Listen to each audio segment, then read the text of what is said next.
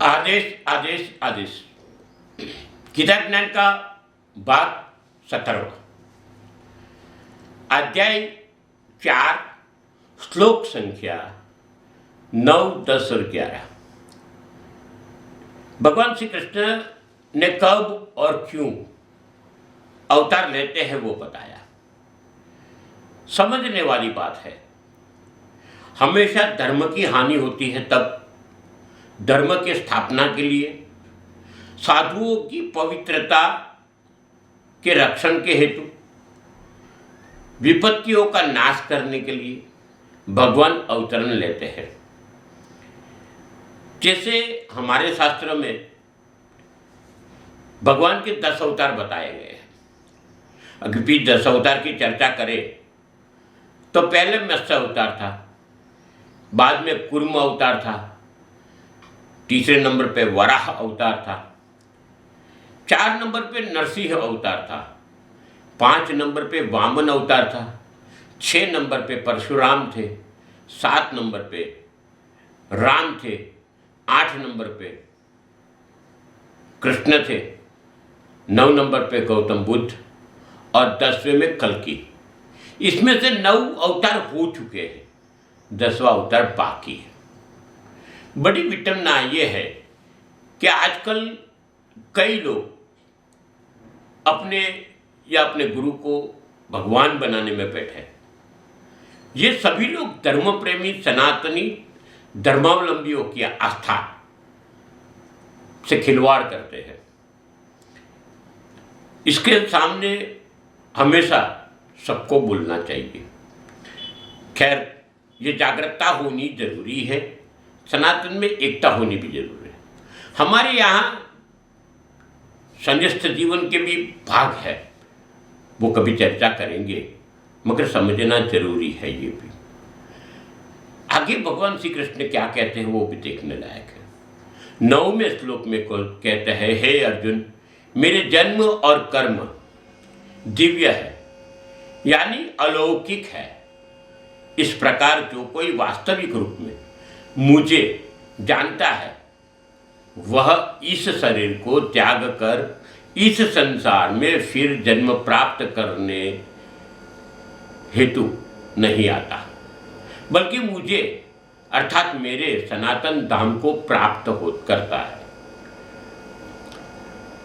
10वें में बोलते हैं, आसक्ति, भय, क्रोध सर्वथा मुक्त होकर, भाव से मेरी शरणागत होकर बहुत से मनुष्य मेरे इस ज्ञान से पवित्र होकर तब द्वारा मुझे अपने भाव से मेरे भाव को प्राप्त करते हैं। 11वें श्लोक में कहते हैं, हे पृथापुत्र, जो मनुष्य जिस भाव से मेरे शरण ग्रहण करता है, मैं भी उसी भाव के अनुरूप उनको फल देता हूँ।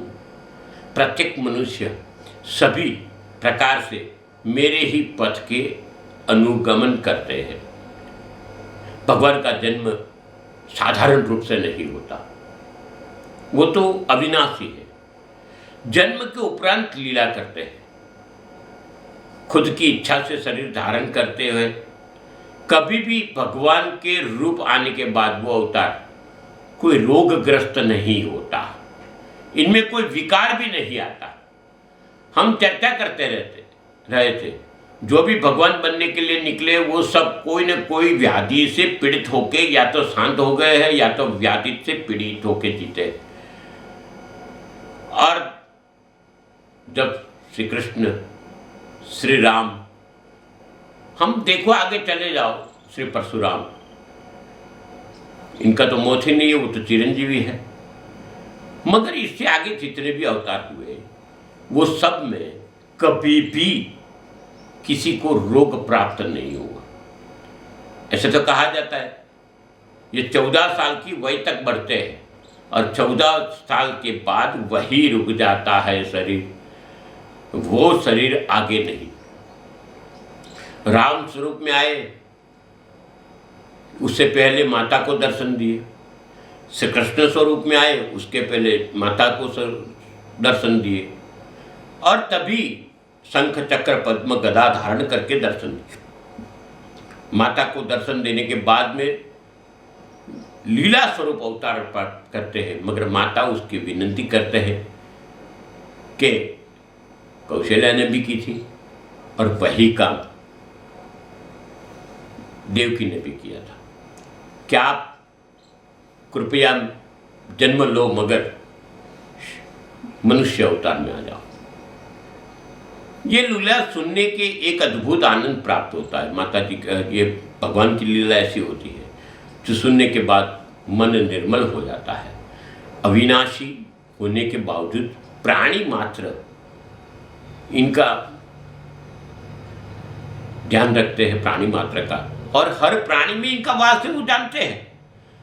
साधारण मनुष्य की भांति जन्म लेते हैं और लीला करते हैं। यही दिव्यता अगर कोई जान ले तो उसका उद्धार हो जाता है। जब राम अवतार में आए तो श्री राम जी ने बचपन में ही अपनी एक प्रकार की तारकासुर व्रत से लेके कई काम किए हैं। कृष्ण अवतार में आए तो भी अलग अलग लोगों के वध तो करते गए, मगर साथ में अपने मित्रों सुदामा से लेके गोपी राधा ये सबको संभाला, गाय को संभाला, नाग दमन किया। ये सोच लो, एक सामान्य बालक की तरह सब करते हुए भी अपनी लीलाएं करते हैं, यही बात है। और सब प्राणी में इनका वास है।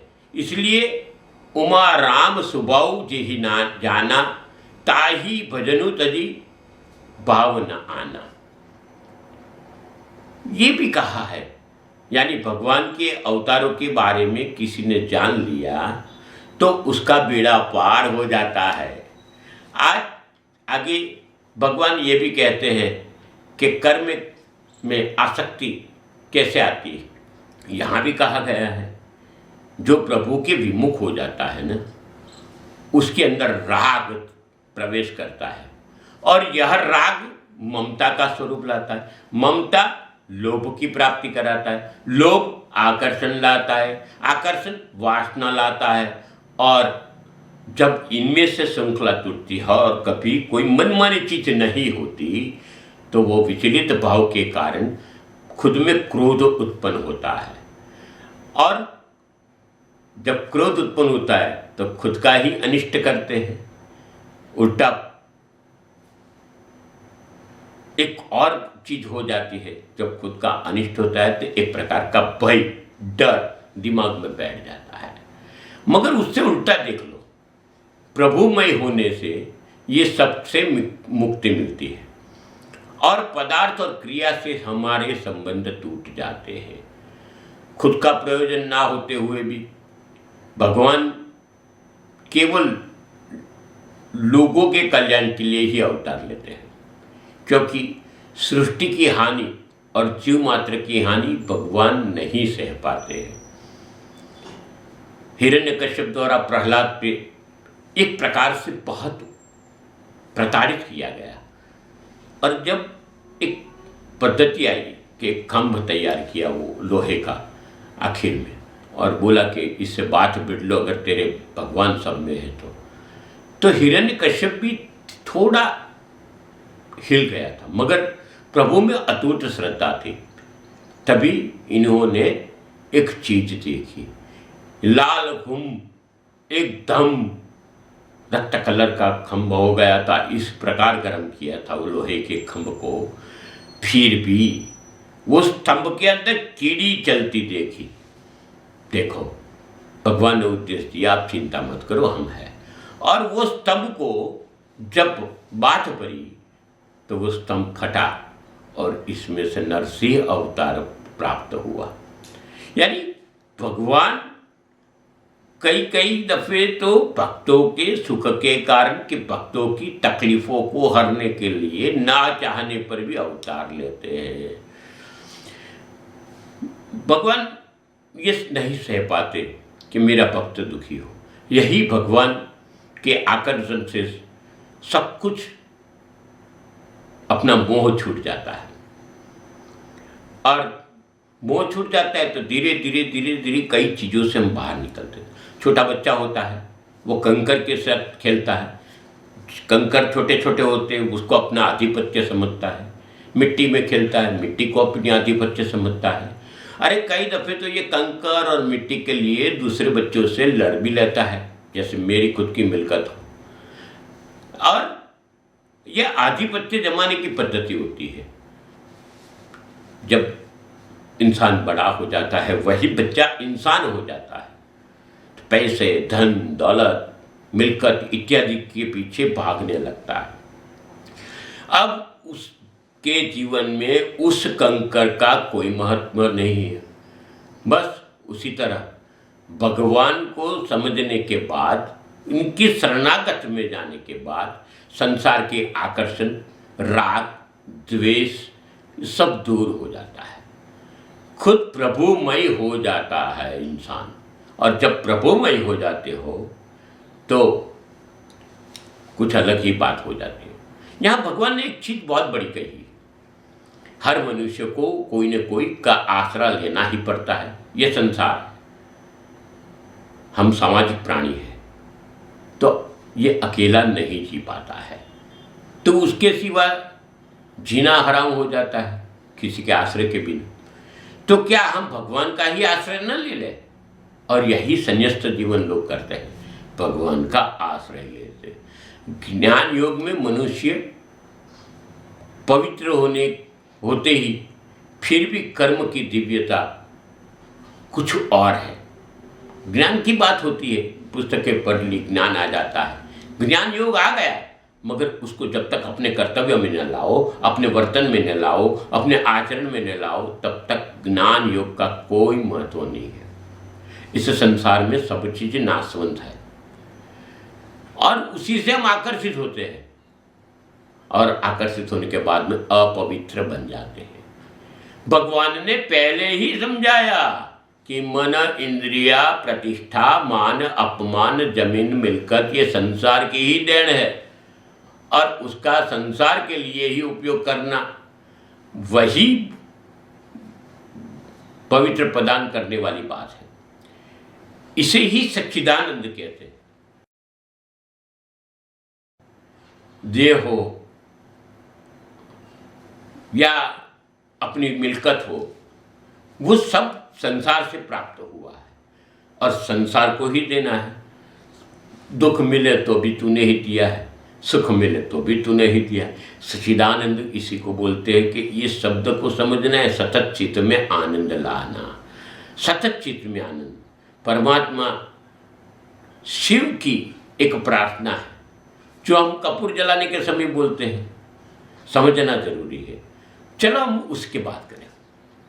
हम बोलते हैं हम सब कपूर गौरम करुणावतारम संसार सारम भुजगेंद्रहारम सदा वसंतम हृदयारविंदे भवम भवानी सहितम नमामि।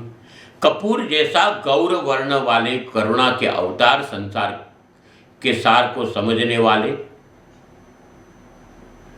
नागराज को धारण करने वाले, यानी कंठ में विष रखने वाले, हमेशा जिनके हृदय में बसंत ऋतु फैली हुई है, यानी हमेशा उत्साह में रहते हैं, सतत आनंद में रहते हैं, जो शिव माता भवानी सहित संसार को करता है, संसार की रचयिता है, वो शिव को पार्वती सहित यानी कि शिव शक्ति दोनों को प्रणाम करता हूँ। ये समझना बहुत जरूरी है। हम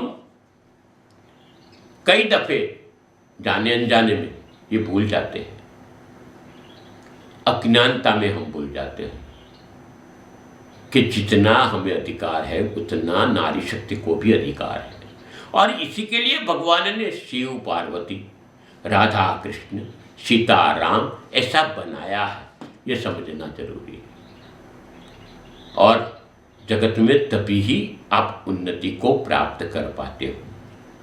आपके जीवन में धन्यता बनी रहे, आप सब सकुशल रहो, मस्त रहो, स्वस्थ रहो। ऐसे गुरु गोरखनाथ जी को और भगवान श्री कृष्ण को प्रार्थना करते हुए अस्तु शुभम भवतु।